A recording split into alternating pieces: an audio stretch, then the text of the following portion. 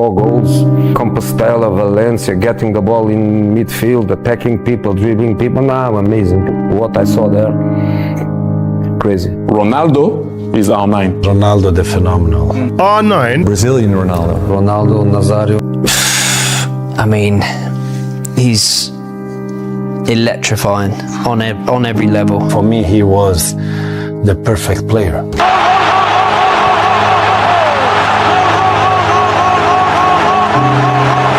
What if the greatest striker the game has ever seen never even reached half of what he was truly capable of? Picture a player so fast, so powerful, that defenders froze the moment he started running. A man who could outrun sprinters, smash through any obstacle, and glide past world-class defenders like they were standing still. Now, imagine that same player having his knees shattered, not once, but twice. Each time, doctors warned him, "You may never walk the same again." Yet somehow, he came back. Again and again. This isn't just another football tale. It's the story of rise, collapse, and rebirth. The incredible journey of Ronaldo Luis Nazario de Lima, known to the world simply as Ronaldo. But before he became a global icon, he was just a skinny boy from the rough outskirts of Rio, barefoot, broke, but burning with a dream far bigger than the streets he came from. Born in Bento Ribeiro,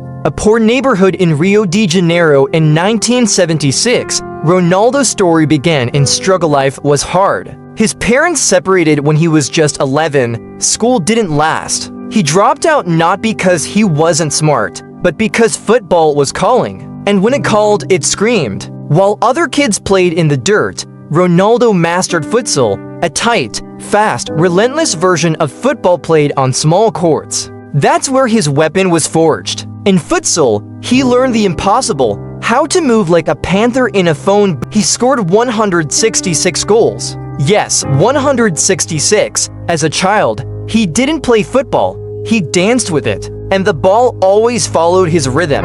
At just 16, Ronaldo was all ready to beg for Brazil's youth teams. Scouts spotted him, but his legend truly began at Cruzeiro. He wasn't just scoring goals, he was humiliating defenders. 44 goals in 47 games. He looked like a cheat code. You could feel the fear in opponents. In 1994, he was called up to Brazil's national team for the World Cup at just 17 years old. He didn't play a single minute. Didn't matter. Brazil won, and Ronaldo had seen what the mountaintop looked like. He wanted it, and he was going to take it. Every big club in Europe wanted him, but it was a simple conversation with Romario that changed everything. Go to PSV, Romario told him. That's where you learn to destroy Europe. He listened. At PSV Eindhoven, Ronaldo wasn't just good, he was terrifying. He scored 30 goals in his first season, including hat tricks, braces, and goals that made defenders look like they were moving underwater. And he was just 18, even his injuries couldn't stop him.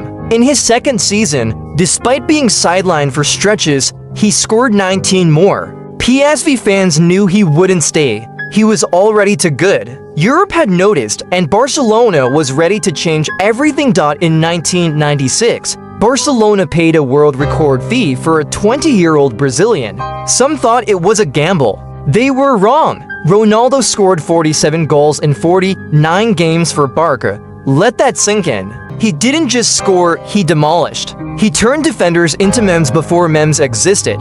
That goal versus Compostela, it's still shown in coaching clinics. He picks up the ball near his own half, dribbles past 5 players like he's on fast forward, and finishes like it's nothing. Even manager Bobby Robson put his hands on his head and said, "I've never seen anything like it." He won everything: Copa del Rey, Supercopa, UEFA Cup Winners' Cup. Oh, and at 20 years old, he became the youngest ever FIFA World Player of the Year and Ballon d'Or winner. He was unstoppable. But just as the world started calling him the next Pelé, suddenly it all started to fall apart. Despite being loved in Barcelona, Ronaldo's contract renewal talks collapsed. In just one season, it was over. Inter Milan saw their chance and paid another world record fee. Ronaldo was gone, but he didn't go quietly. In Syria, known for brutal defending, he made defenders look like statues. 25 goals in his first season. He won the UEFA Cup. He was crowned FIFA World Player of the Year again. He wasn't a striker anymore. He was a force of nature. His body, his power, his dribbling, it was unmatched. But then it happened on November 21st, 1999. During a match against Lecce, Ronaldo's knee buckled. The diagnosis was devastating: ruptured tendon. After surgery and months of recovery, he returned. The fans waited. The cameras were ready. April 12, 2000, his comeback. Just 6 minutes in, disaster struck. He planted his foot. His knee exploded. His physiotherapist later said, "It was the worst injury I've ever seen." His kneecap shattered. Most players would have retired. Some wouldn't have walked again. For Ronaldo, it was just another opponent to beat. By 2002, most people had written him off. He had been gone for almost 2 years. His knee had exploded twice. The whispers grew louder: he's finished. He'll never be the same. But Ronaldo had other plans. He forced his way back into the Brazil squad.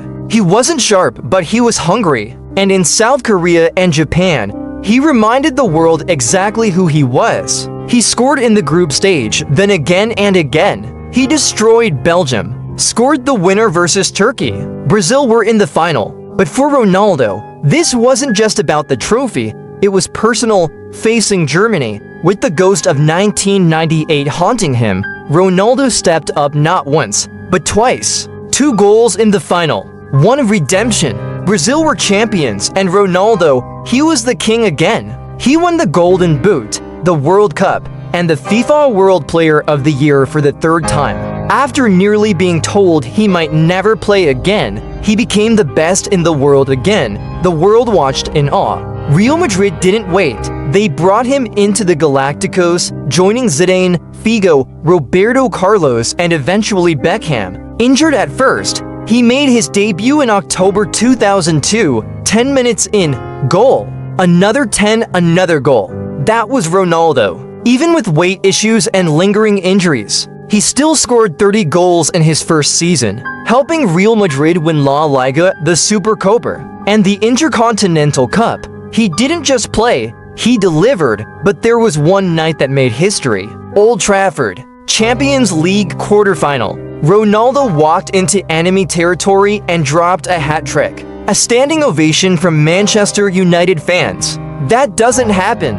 It didn't matter that he wore white. Everyone stood. Even United's assistant coach said, "That was the moment I realized I was witnessing something beyond football." If one thing defined Ronaldo's career, it was fighting through pain. So when AC Milan offered a lifeline, he grabbed it. He wore number 99 and scored on his debut, then a brace and an assist in his first start. But it never truly worked. His body was already shutting down. The magic was still there briefly, but the engine was breaking, and then it happened again in 2008. His other knee, the one that hadn't exploded, gave out. The exact same injury. Complete rupture. At this point, fans were no longer shocked. They were just heartbroken. AC Milan released him. Everyone assumed it was the end. But Ronaldo, he wasn't done just yet.